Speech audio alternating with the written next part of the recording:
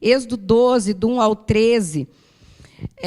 Eu vou ler um texto que diz, o texto diz assim: o Senhor disse a Moisés e a Arão no Egito: este deverá ser o primeiro mês do ano para vocês. Digam a toda a comunidade de Israel que no 10º dia deste mês, todo homem deverá separar um cordeiro ou um cabrito para a sua família, um para cada casa.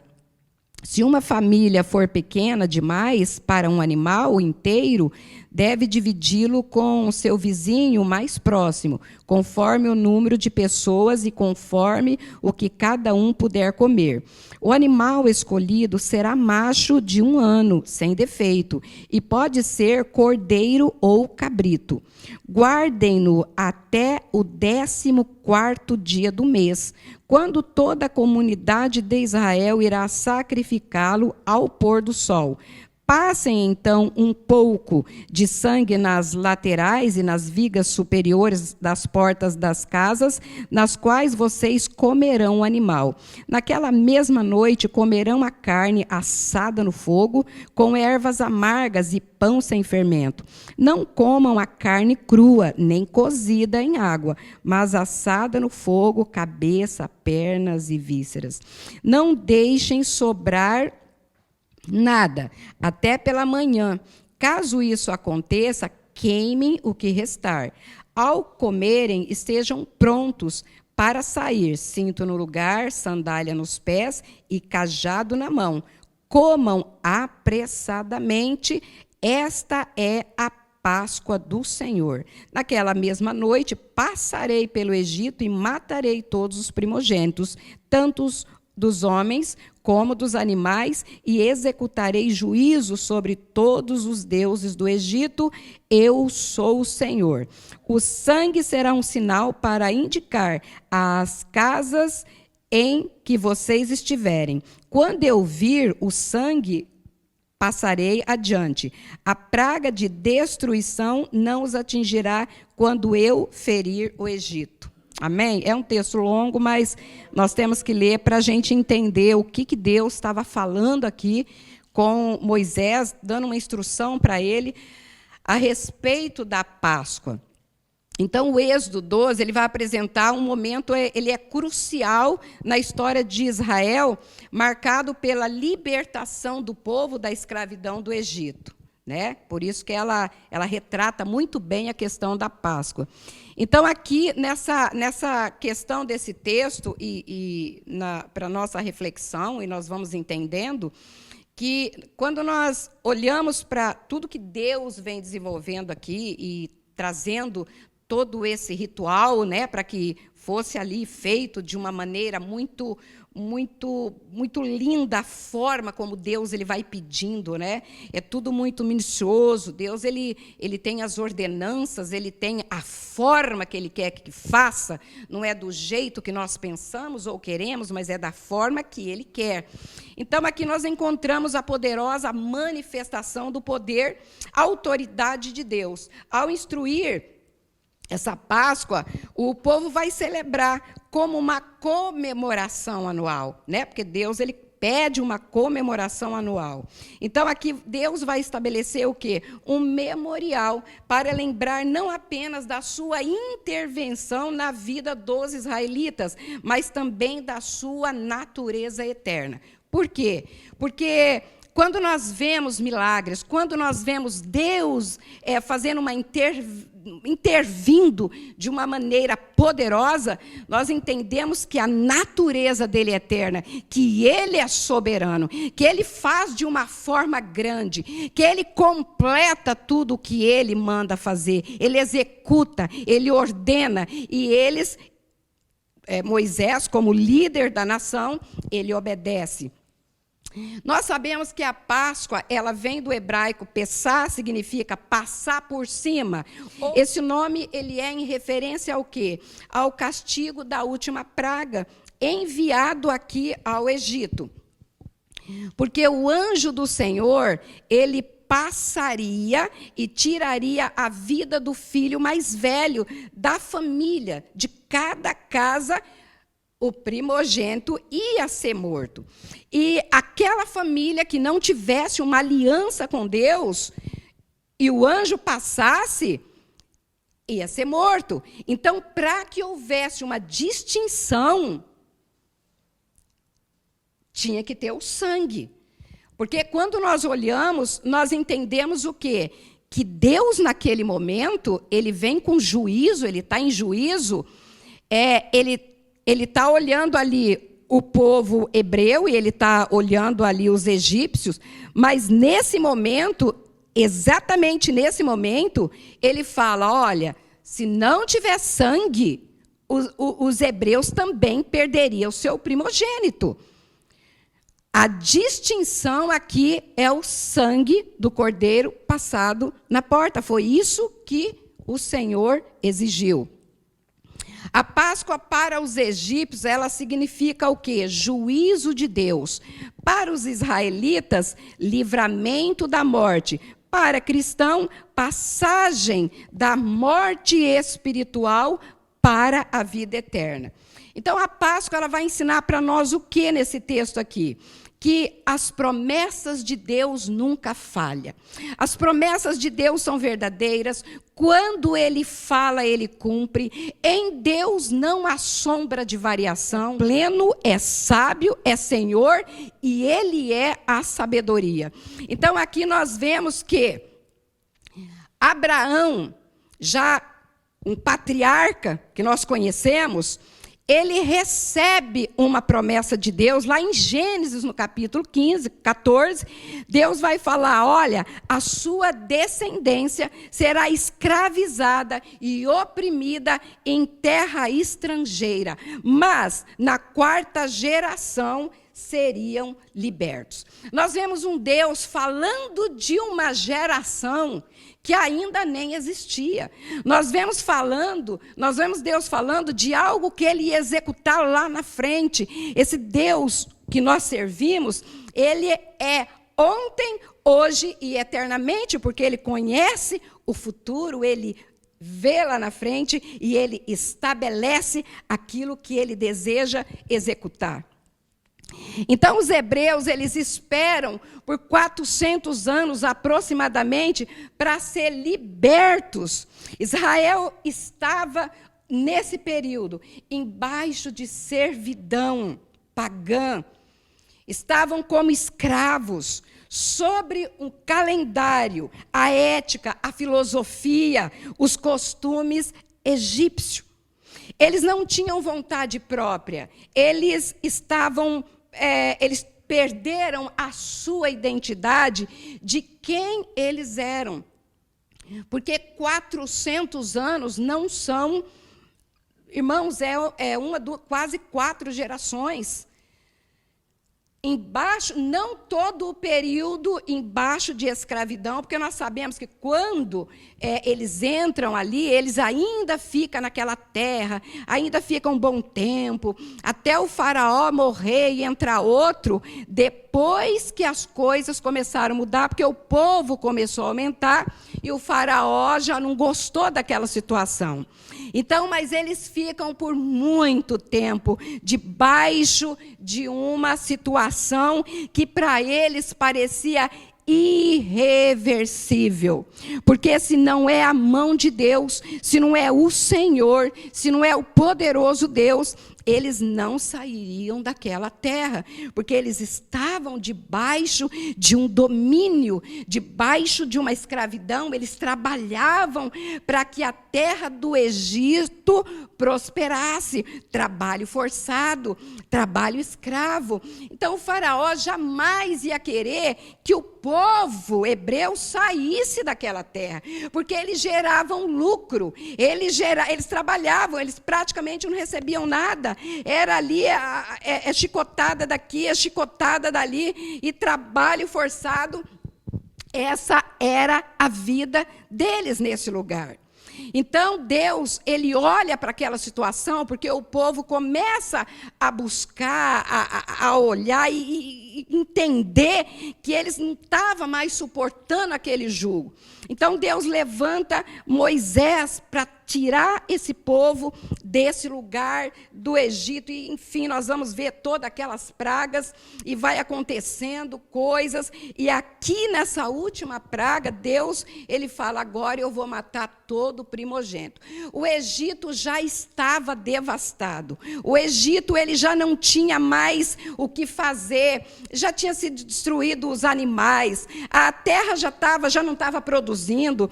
As coisas piorando cada dia mais. Aí Deus fala, agora eu vou matar todo o primogênito. O anjo vai passar e todo o primogênito vai ser morto. Então aqui Deus ele vai trazer uma instrução para Moisés, porque ele é fiel, ele já tinha falado, olha, eles vão ficar por 400 anos, vai ter um período, mas um dia eu vou libertá-los da escravidão. Então as promessas de Deus nunca falham, nunca falhou, não falha na minha vida, não vai falhar na sua vida. Nós temos que crer na promessa de Deus, porque se deixarmos de acreditar nas promessas de Deus, nós não vamos crer no que ainda vai acontecer com a igreja, o arrebatamento, como até a Amy trouxe aqui, que ela teve um sonho. Quantas coisas que Jesus falou que vai acontecer e que se nós não crermos nessa promessa, nós vamos ser pegos de surpresa. Então Deus ele vai trazer para Moisés, olha Moisés, vamos começando aqui já no capítulo 12, 1, ele fala, o Senhor disse a Moisés e a Arão no Egito, este deverá ser o primeiro mês do ano para vocês. Deus aqui, ele vai falar para Moisés que através da Páscoa iniciaria um novo calendário para Israel. Agora a coisa muda, porque quando Deus entra, tudo muda na nossa vida. E quando Deus entrou aqui na vida dos hebreus, Deus já começa a fazer uma mudança no calendário.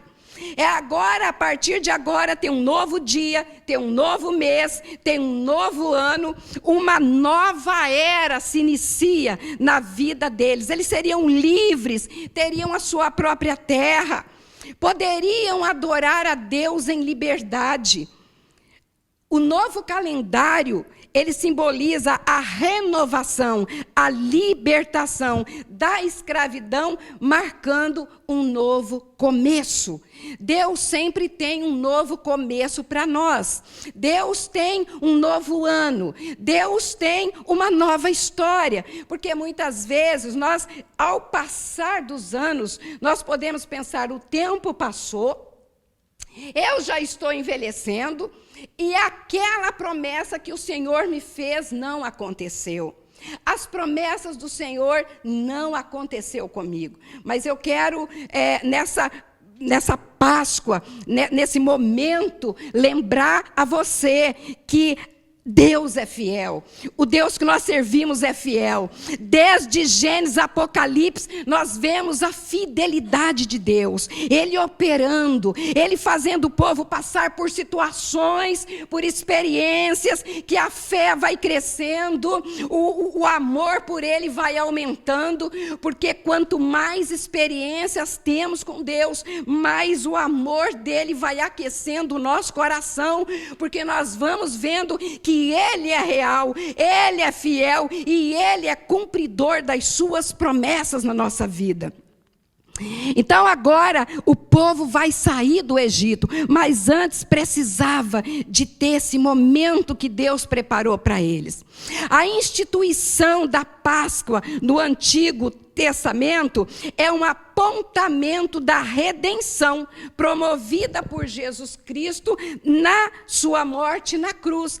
Tudo que nós vemos no capítulo 12 aponta para Cristo. Para nós, cristãos, a Páscoa significa: estávamos mortos em nossas ofensas e pecados, inimigos de Deus, filhos da ira, filhos da desobediência.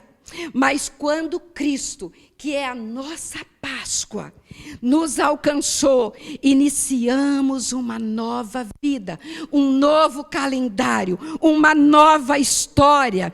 A partir desse momento, tudo passa a mudar, porque fomos marcados por um resgate.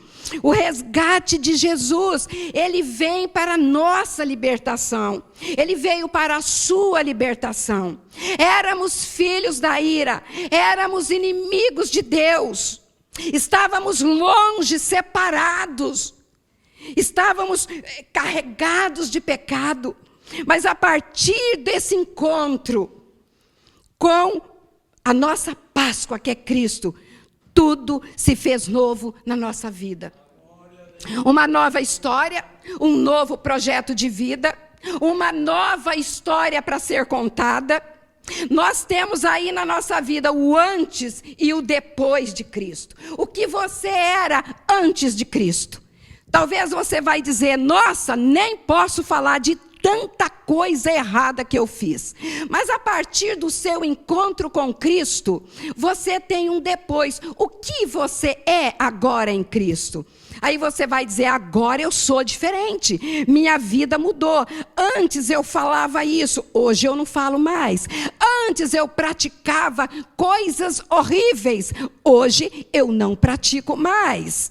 Então, agora na sua vida tem um novo de Deus, um novo nascimento, uma nova história, um novo começo, novos pensamentos, novo conceito a respeito das leis de Deus.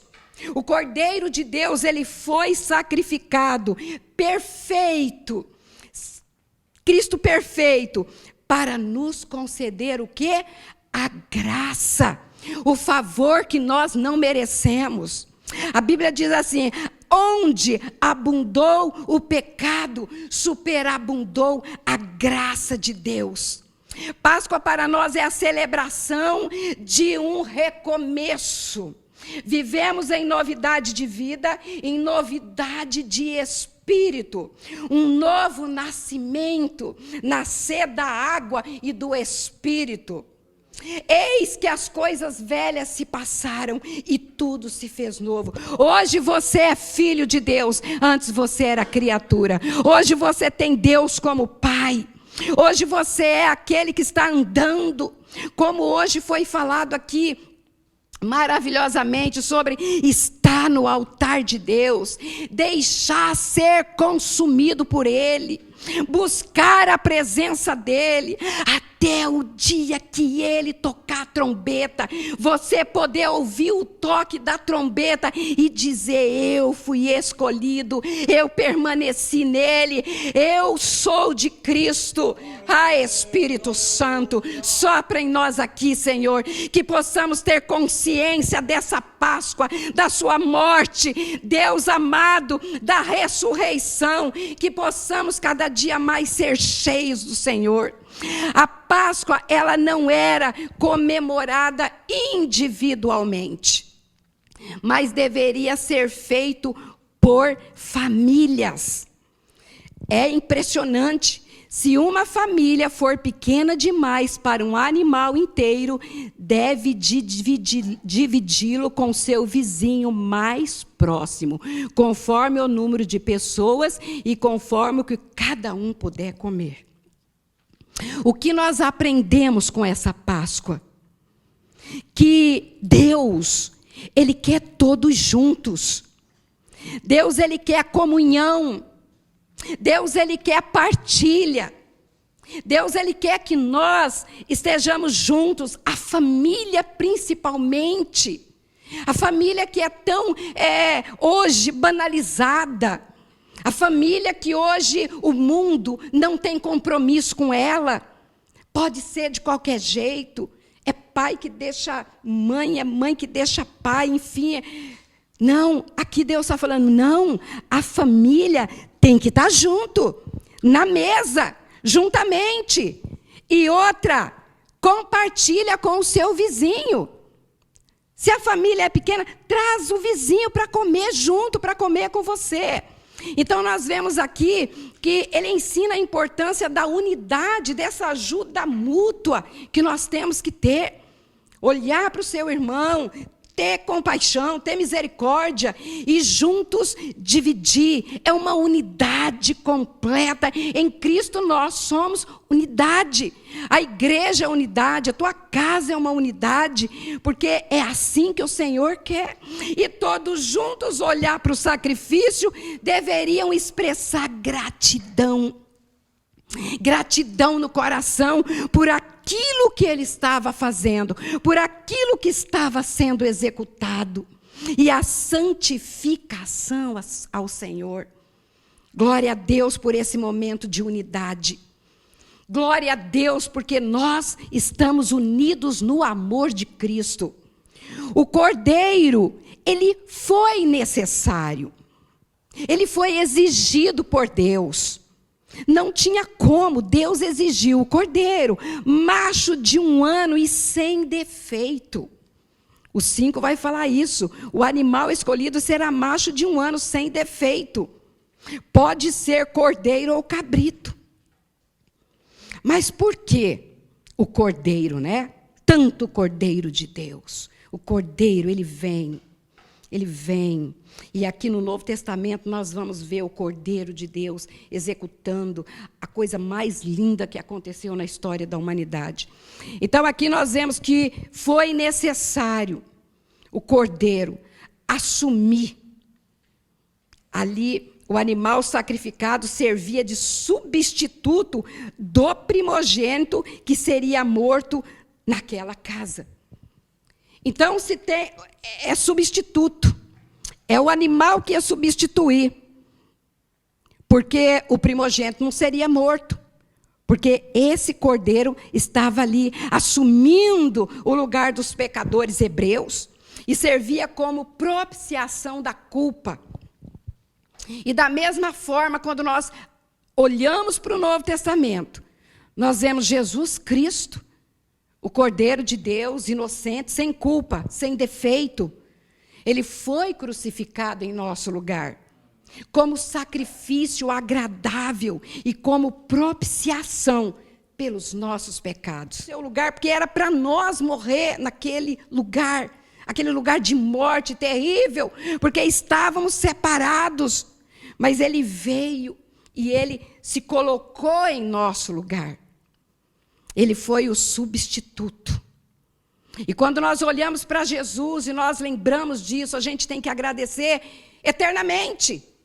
Porque se não é Ele, nós estaríamos mortos em nossos delitos e pecados e não tinha jeito, não tinha solução.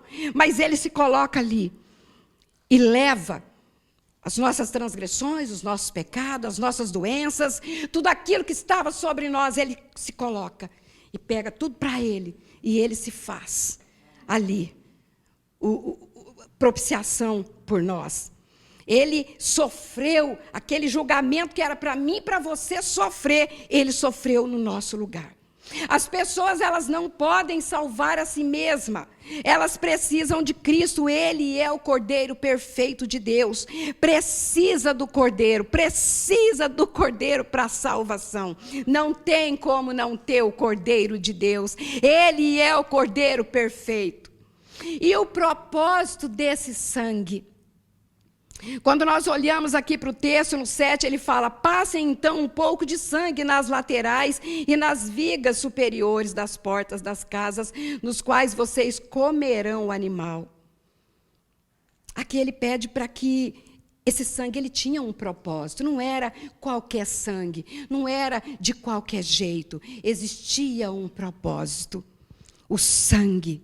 O anjo da morte, ele vai matar os primogênitos, ele vai passar no Egito. Mas ele precisava de que mais?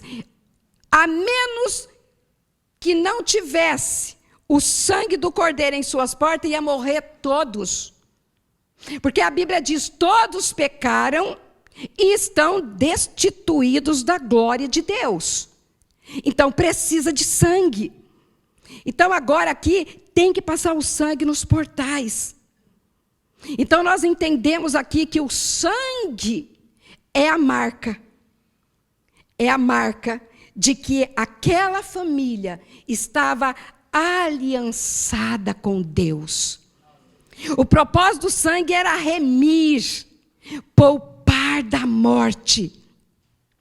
A Bíblia diz assim, ó, sem derramamento de sangue não há remissão de pecados. Hebreus vai falar sobre isso. Nós precisamos do sangue de Cristo na nossa vida, coberto com o sangue do Cordeiro de Deus. A nossa vida, a nossa família, o nosso ministério, nós precisamos desse sangue, sangue puro que foi derramado. Todo primogênito, eles seriam mortos, mas o sangue é que fazia a diferença. E começa a história da redenção. É o tema central da Bíblia, é a redenção. Quando nós falamos, temos vários assuntos na Bíblia, mas a redenção de Cristo é o tema principal. E o Antigo Testamento sempre vai estar apontando para Cristo. Ele vai apontando para essa redenção. E o que significa essa redenção? A redenção significa comprar de volta ou salvar do cativeiro pagando um preço. Jesus, quando ele vem a este mundo, ele pagou o preço pela pena do pecado que nós cometemos. Nós cometemos o pecado. Então, deste modo, ele vem e ele vai redimir o poder do pecado que nós estávamos. E ele nos estabelece para Deus. Ele vai falar, o preço foi pago. Eu paguei o preço pela sua vida. Você agora é livre.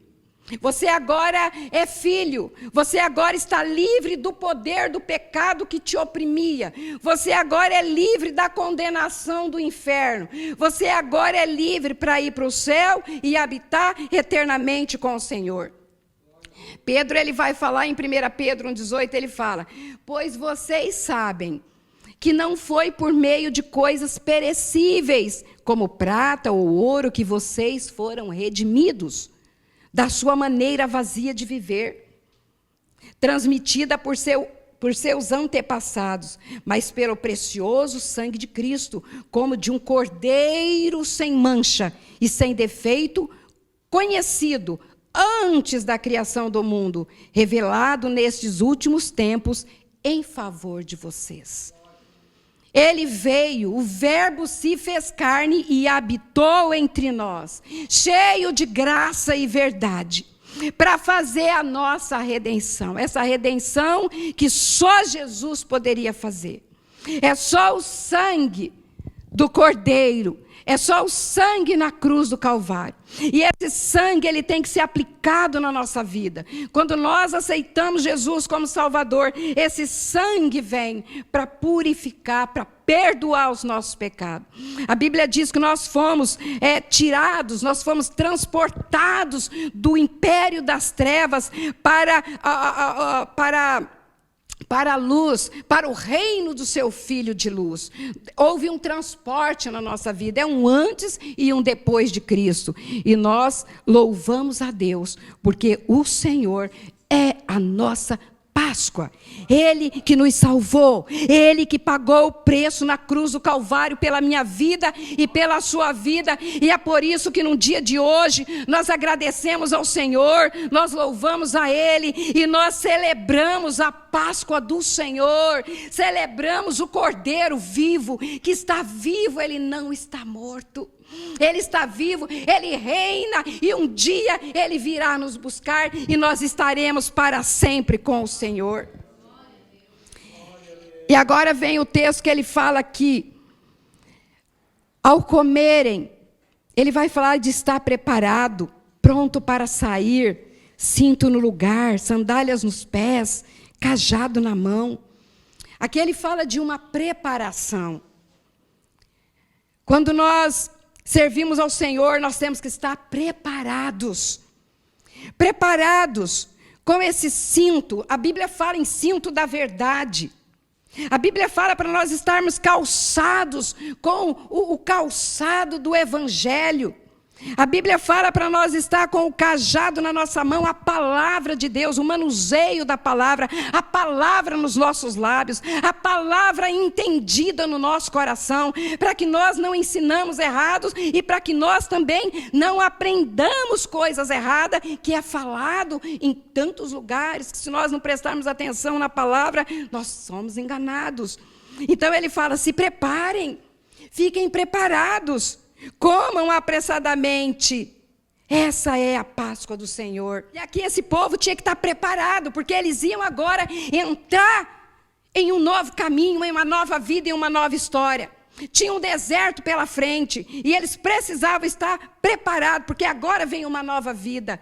Existia agora uma terra que eles estavam e precisavam se apossar, que manava leite, manava mel, e eles precisavam estar preparados para entrar nessa terra. E nós preparados para entrar na cidade santa, nós preparados para entrar na terra, no lugar que o Senhor nos preparou. Um lugar onde as ruas são de ouro, um lugar onde tudo é lindo e maravilhoso. Quando nós vemos a descrição desse lugar, o nosso coração pulsa para estar lá. Glória a Deus, aleluia. Glória a Deus, o Senhor está vivo e vem buscar a sua igreja. Naquela mesma noite passarei pelo Egito e matarei todos os primogênitos, tanto dos homens como dos animais, e executarei juízo sobre todos os deuses do Egito. Eu sou o Senhor. Deus, Ele é fiel. E Ele fala aqui algo muito interessante. Ele fala assim, Ele fala aqui, Ele fala para comer. Ele fala para não comer a carne crua, nem cozida em água, mas assada no fogo, cabeça, perna e vísceras. Não deixe sobrar nada. Quando ele está trazendo essa mensagem, ele está falando assim, vocês precisam comer tudo, não pode sobrar nada do cordeiro. Essa mensagem é uma mensagem que para nós hoje faz muito sentido, porque nós precisamos dela todos os dias. No deserto, eles não só deveriam sacrificar o cordeiro, mas alimentar-se dele completamente. O que nos mostra que Cristo, Ele é o nosso alimento. Ele é o pão da vida, como já foi falado aqui. Seus ensinamentos são milagres e vida. O sangue do Cordeiro, ele é suficiente para salvar da morte. Mas devemos nos alimentar de Cristo, a fim de ter forças para segui-lo. O Cordeiro, ele é algo que traz para nós uma mensagem de amor, uma mensagem de esperança. Nós precisamos nos alimentar totalmente de Cristo. Nós precisamos que essa obra da cruz, ela seja completa em nossas vidas. Mas para que ela seja completa em nossas vidas, não dá só para nós aceitar Jesus como Salvador, receber sangue nas nossas vidas, ser perdoado dos nossos pecados e parar por aí. Não, nós precisamos nos alimentar todos os dias, todas as horas, todos os minutos, para que nós possamos estar em pé, preparados, porque grandes são os desafios que vão estar no deserto. Eles se alimentaram, eles tinham que comer tudo, porque grande era ainda o caminho para alcançar a terra prometida. E nós sabemos o quê? Que infelizmente muitas pessoas receberam o Cordeiro como salvação da morte nesse dia da Páscoa, mas não se alimentaram diariamente dele. E nós sabemos que ali no deserto, quantas pessoas caíram, quantas pessoas não alcançaram a terra prometida. Porque não é só receber o Cordeiro, mas é permanecer nele até o dia da vinda de Cristo. Quantas pessoas que estavam nessa caminhada, nessa vida cristã, recebeu Jesus e um certo dia se alegrou na presença dele, comeu da mesa de Cristo, participou até de dons espirituais, mas por algum motivo pararam, se perderam e outros até morreram, como no deserto. Quantos morreram no deserto? Por quê? Porque não foram se alimentando da palavra que Moisés, através de Deus, trazia para aquele povo. Moisés trazia a palavra, eles duvidavam, eles murmuravam. E assim, quantos caíram naquele deserto da vida? E esse deserto da vida, nós falamos, é o deserto, irmãos, que nós temos na nossa vida. Há momentos na nossa vida que nós passamos por situações difíceis, tem desertos para todo mundo, ninguém escapa de deserto. É no deserto que as pessoas começam a adorar o bezerro de ouro, é no deserto que as pessoas entram em murmuração, é no deserto que as pessoas esquecem que o Cordeiro foi morto na cruz do Calvário para poder libertá-las. E ali elas perdem a comunhão, perdem a alegria de vida, perdem o desejo de seguir a Cristo e ter uma vida abençoada. A Páscoa, ela retrata a salvação por meio do sangue do Cordeiro. As experiências que Israel teve nessa jornada, que é muito linda, e ao mesmo tempo é um aprendizado para mim, é um aprendizado para você. Ela ilustra as batalhas espirituais. Ela ilustra as dificuldades que nós vamos encontrar nesse caminho. Mas o que nós precisamos é buscar cada dia mais em Deus. Alimentar da palavra, irmãos, é o que nos faz permanecer em pé. Ali no Egito, muitos perderam a esperança, eles estavam em descrença, eles foram salvos ali pelo sangue do Cordeiro, que eles participaram da Páscoa, mas eles fracassaram em afirmar a sua rica esperança pela fé. Porque a palavra de Deus diz que muitos ali, eles viram de longe a promessa, mas eles não alcançaram a promessa. Nós sabemos que saiu do deserto uma nova geração, sabemos que Josué e Caleb entrou na terra prometida com uma nova geração, mas essa geração que viu ali o Cordeiro aqui, que participou, muitos deles morreram ali no meio do deserto, sem a esperança, esquecendo de que o sacrifício de Cristo ali, aquele Cordeiro, com o passar do tempo, não tinha tanto significado para eles. O que nós não podemos perder é a esperança. Eu termino com esse texto aqui, que está em Mateus 28, 5, 6, que eu não sei se já foi lido aqui hoje, que diz assim, Mateus 28, 5, 6, que diz... Mateus 28, 28. 5 e 6, que diz assim, ó. Acho que até foi lido aqui hoje. O anjo disse às mulheres, não tenham medo. Sei que vocês estão procurando Jesus que foi crucificado. Ele não está aqui. Ressuscitou como tinha dito. Venham ver o lugar onde ele jazia. Vão depressa e digam aos discípulos dele, ele ressuscitou dentre os mortos e está indo adiante de vocês para Galileia. Lá vocês o verão. Notem que eu já os avisei. A palavra de Deus, ela é maravilhosa porque Deus, ele não deixa nós sem aviso.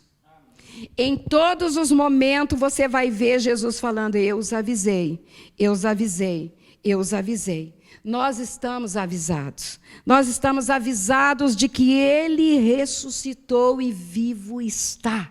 O Cordeiro está vivo. Ele vive e voltará para nos buscar.